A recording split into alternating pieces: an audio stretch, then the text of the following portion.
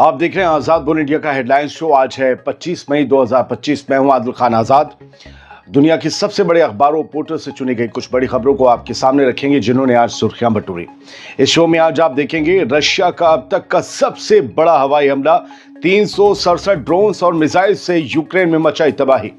North Korea का America को खुला चैलेंज, अपनी हिफाजत चाहते हो तो धमकी देना बंद करो। हूथीज का इसराइल पर फिर ballistic missile attack, Ben Gurion airport को निशाना बनाया, बंकर्स में भागे हजारों इसराइली। गजा में इसराइल ने शुरू किया फुल फ्लैज अटैक, 9 इन्फेंट्री और टैंक ब्रिगेड्स भेजी गई। अमेरिका ने इसराइल से कहा, गजा का ग्राउंड ऑपरेशन करो डिले, हमें करनी है सीज फायर पर बात। और अमेरिका से बढ़ रही टेंशन और इसराइल से हमले के खदशात के बीच ईरान ने किया वादा, कहा न्यूक्लियर प्रोग्राम सिर्फ अमन के लिए है, नहीं बनाएंगे एटॉमिक बम। चलिए करते हैं शुरुआत। जितनी थी हेडलाइंस उससे ज्यादा होंगी खबरें। रशिया का अब तक का सबसे बड़ा हवाई हमला हुआ है यूक्रेन पर, 367 ड्रोन्स और मिसाइल से यूक्रेन में तबाही मचाई है। रशिया ने 12 लोग हलाक हुए हैं, दर्जनों जख्मी हुए हैं। रशिया ने दूसरी रात लगातार यूक्रेन पर दुनिया भर का सबसे बड़ा ड्रोन और मिसाइल अटैक किया है। इसमें कम से कम 12 लोगों की जान चली गई, बड़ी तादाद में लोग जख्मी हुए। यूक्रेन की एयरफोर्स के स्पोक्सपर्सन हैं यूरी इहनात, और उन्होंने बताया है कि ये पूरे 3 साल से चल रही जंग का सबसे बड़ा हवाई हमला था। हवाई, याद रखिएगा। रशिया ने सिर्फ एक रात में 298 ईरानी डिजाइन शाहेद ड्रोन्स और 69 मुख्तलिफ मिसाइल से यूक्रेन पर वार किया। यह अटैक इतना बड़ा था कि कीव के अलावा दूसरे शहरों में भी धमाके सुनाई दिए। यूक्रेनी फोर्सेस ने कई ड्रोन्स को गिराया, लेकिन इस कदर बड़ा ऑनस्लॉट रोक पाना मुमकिन नहीं था, लिहाजा ज्यादातर ने अपनी निशाने अचीव कर लिए। इनाद ने कहा कि 2022 से अब तक का ये सबसे बड़ा, सबसे ज्यादा एयर वेपन्स वाला हमला था, और रशिया ने इस दफा हम पर पूरा आसमान बरसा दिया। दोस्तों, रूस और यूक्रेन की जंग ने एक बार फिर से नया और खौफनाक मोड़ ले लिया है, और लगता है कि मॉस्को अब साइकोलॉजिकल और स्ट्रेटजिक प्रेशर दोनों बढ़ाने के मोड में है। लेकिन कमाल की बात यह है कि हमला उस दिन हुआ जब दोनों के बीच कैदियों की अदला बदली का, सबसे बड़ी अदला बदली का तीसरा दिन था। एक तरफ कैदियों की अदला बदली हो रही थी, वो मेरे प्रिजनर ऑफ वॉर छोड़ रहा था, वो उसके छोड़ रहा था, और उसके बाद ये हमला उसी दरमियान। खैर, बढ़ते आगे। अब बात करते हैं नॉर्थ कोरिया ने जो धमकी दी है अमेरिका को, समझ लीजिए। नॉर्थ कोरिया ने अमेरिका को धमकी दी, बड़ा पैगाम भेजा है। कहा है कि अगर अपने मुल्क की हिफाजत चाहते हो तो दूसरों को धमकाना बंद कर दो।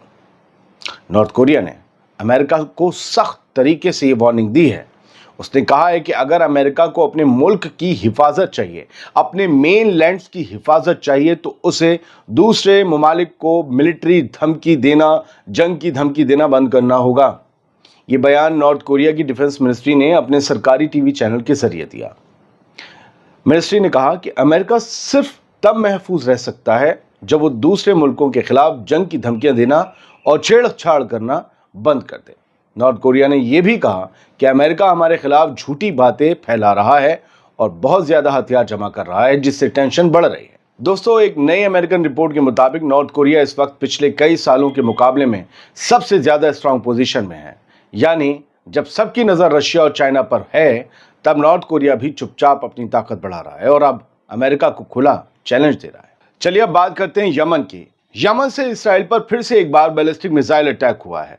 हूथीज का दावा है कि बेन गुरियन एयरपोर्ट जो है वो बंद हो गया और इसराइली बंकर्स में जाकर छुप गए। उन्होंने हजारों से लाखों की तादाद इसकी बताई है।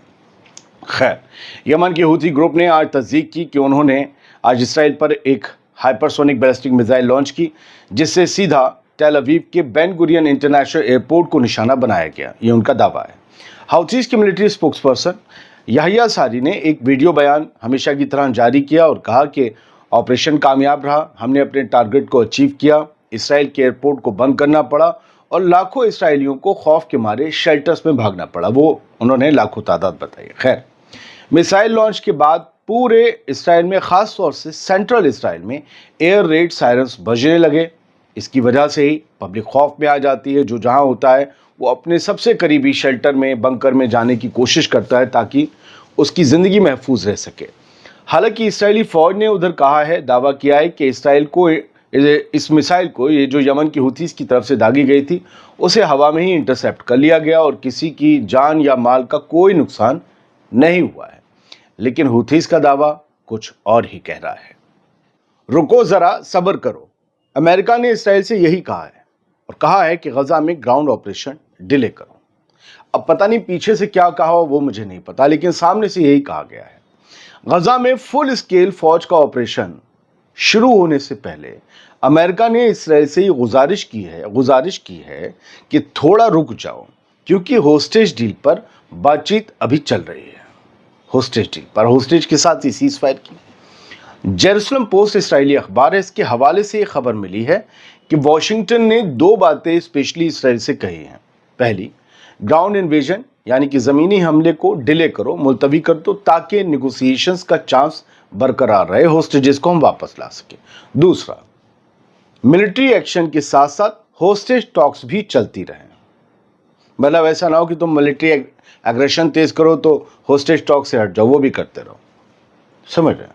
मगर इस्राएली हुकूमत ने अपना स्टांस साफ कर दिया है कि जब ग्राउंड ऑपरेशन शुरू होगा तो जिस एरिया में इस्राएली फौज घुसेगी वहां से कभी वापस नहीं आएगी, चाहे होस्टेज डील क्यों ना हो जाए। होस्टेज डील हो गई, सीजफायर हो गया, फिर भी आईडीएफ उन इलाकों से गजा के कभी वापस नहीं लौटेगी। इट मीन्स कि वहां ऑक्यूपेशन करेगी, पूरा कब्जा करेगी। और अगर ऐसा हुआ तो सीजफायर का ऑप्शन भी मुश्किल हो जाएगा दोस्तों। यानी एक तरफ अमेरिका की डिप्लोमेसी है, दूसरी तरफ इसराइल का मिलिट्री कमिटमेंट है, बीच में फंसा हुआ है होस्टेज डील का फ्यूचर और गजा के 22 लाख लोगों का मुस्तकबिल। अब दूसरी खबर से ये समझिए कि अमेरिका ने ये बयान किस डेवलपमेंट के बाद दिया है, ये समझना जरूरी है। दरअसल गजा पर इसराइल ने जबरदस्त फौजी चढ़ाई शुरू कर दी है और रेगुलर इन्फेंट्री और टैंक ब्रिगेड्स भेज दी हैं। समझ रहे हैं? टैंक ब्रिगेड्स, टैंक की वहां तो टैंक पहले थे और अब ब्रिगेड्स भेजी गई। इसराइल ने गजा के अंदर लड़ाई और तबाही को और ज्यादा बढ़ाने के लिए 9 रेगुलर इन्फेंट्री, जो पैदल फौजी वगैरह ये सब होते हैं, और आर्मर्ड ब्रिगेड्स तैनात कर दी हैं। ये रिपोर्ट दी गई है इसराइल के पब्लिक ब्रॉडकास्टर कान की तरफ से। पिछले 24 घंटों में ही ये डेवलपमेंट हुई है, जिसका मकसद है ग्राउंड अटैक को और ज्यादा एग्रेसिवली बढ़ाना। मगर अब तक ये नहीं बताया गया इसराइल की आईडीएफ की तरफ से कि कितने हजार सिपाही इसमें शामिल हैं।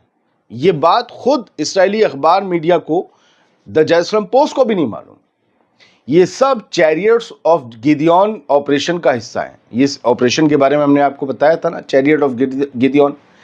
इस ऑपरेशन को 4 मई के दिन इसराइली सिक्योरिटी कैबिनेट से मंजूरी मिल गई थी और इसमें हजारों हजार रिजर्विस्ट फौजियों को जंग के लिए बुलाया गया था कि आ जाओ, बंदूक उठानी है। 18 मई को इस ऑपरेशन का ग्राउंड फेस लॉन्च हुआ। गजा में कई सिमतों से फौज घुसी और अब यह ऑफेंसिव और भी इंटेंस होता जा रहा है। अमेरिका इसी को लेकर कह रहा है कि अब और मत पड़ो, रुक जाओ जरा। मुझे लगता है कि हमास से निगोसिएशन के लिए ये प्रेशर मेंटेन किया गया है और शायद कोई कुछ झरोका मिला है हमास से अमेरिका को, इसलिए अमेरिका ने कहा थोड़ा रुको। जब दुनिया सीज फायर और इंसानी मदद की बात कर रही है, इसराइल ने अपने टैंक्स और इन्फेंट्री के साथ एक और तबाही का दौर शुरू कर दिया और ये सब हम देख रहे हैं, रिपोर्ट कर रहे हैं, आप सुन रहे हैं। दोस्तों, गजा की हुकूमत ने कहा है कि इसराइली फौज ने अब तक गजा स्ट्रिप का लगभग 77% हिस्सा अपने कब्जे में ले लिया है और ये सब कुछ जेनोसाइड और एथनिक क्लेंजिंग जैसे जुर्म के जरिए हो रहा है। अल जजीरा की अपडेट ये कहती है और वो आप देख भी रहे हैं। ये अगली खबर है। इधर आज सुबह से इसी अपडेट में लिखा है कि 22 फलस्तीनी शहीद हो गए, जब तक मैं पढ़ रहा हूँ, जिनमें मशहूर, इन 22 फलस्तीनियों में जो शहीद हुए इनमें मशहूर जर्नलिस्ट हसन मजदी अबू वर्दा भी शामिल हैं। उनके कुछ घरवाले भी इसराइली बम्बार्डमेंट का शिकार बने हैं। इसराइली फौज ने गजा के नॉर्थ और साउथ दोनों इलाकों में हैवी बम्बार्डमेंट शुरू कर दिया है, जहां पहले लोगों को इवैक्यूएट करने को कहा गया था कि जाइए, वहां जाइए, आप महफूज रहेंगे। लोग गजा के इलाकों से इसलिए नहीं निकल पा रहे क्योंकि इस्राएली आर्मी ने झूठ बोला कि फलाना एरिया सेफ है, फलाना एरिया सेफ है, अलाना भलाना भलाना कोई सेफ नहीं है। सबूत मिल चुके हैं कि जिन एरियाज में लोगों ने पनाह ली वहां भी बॉम्बिंग हुई, जैसे कि अल-मवासी, हम सब ने देखा वहां क्या मचाया, कि क्या कत्लेआम हुआ। अब इस्राएली आर्मी नॉर्दर्न गजा का पूरा एरिया खाली करवाना चाहती है। लोगों को जबरदस्ती निकालने के लिए फाइटर जेट्स और आर्टिलरी का जमकर इस्तेमाल हो रहा है ताकि लोग डर कर भागें। वही बात इसराइली आर्मी और जो हुकूमत ने कही है, जहाँ जहाँ हमारी फ़ौज घुस जाएगी हम कब्ज़ा जमा लेंगे, वापस नहीं निकलेंगे। जो लोग अपने घरों में रह गए हैं उनको भी सज़ा दी जा रही है। ये जंग अब सिर्फ बॉम्बिंग नहीं, पूरी एक आवाम को मिटा देने की कोशिश बन चुकी है।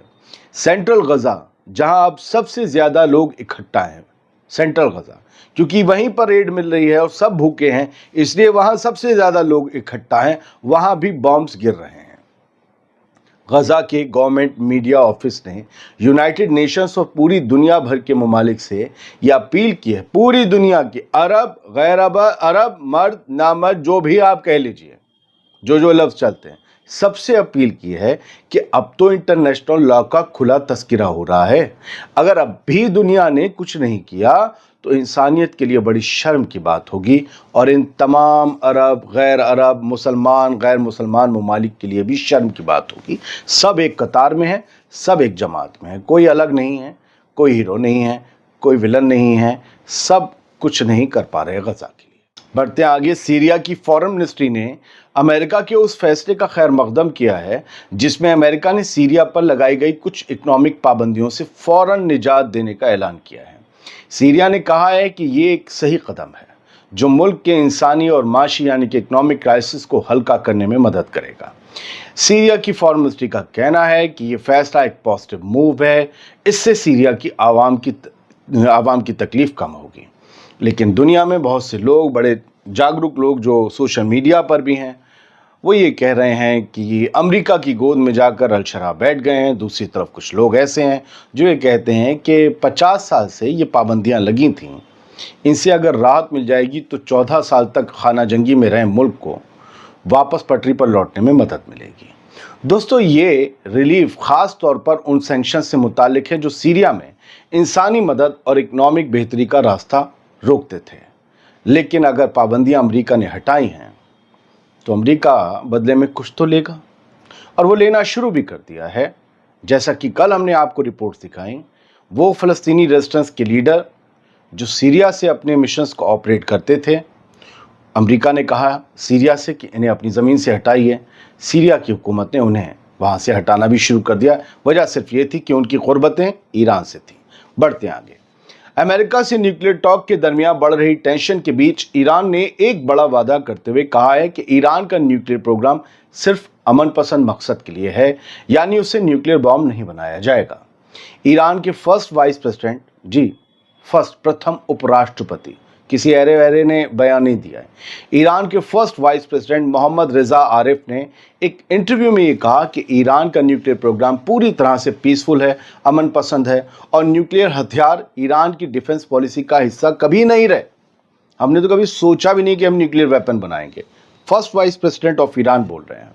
और उन्होंने कहा कि ईरान ने कभी भी नॉन पीसफुल न्यूक्लियर एक्टिविटीज़ नहीं की हैं और हम अपना ये रुख आगे भी बरकरार रखेंगे।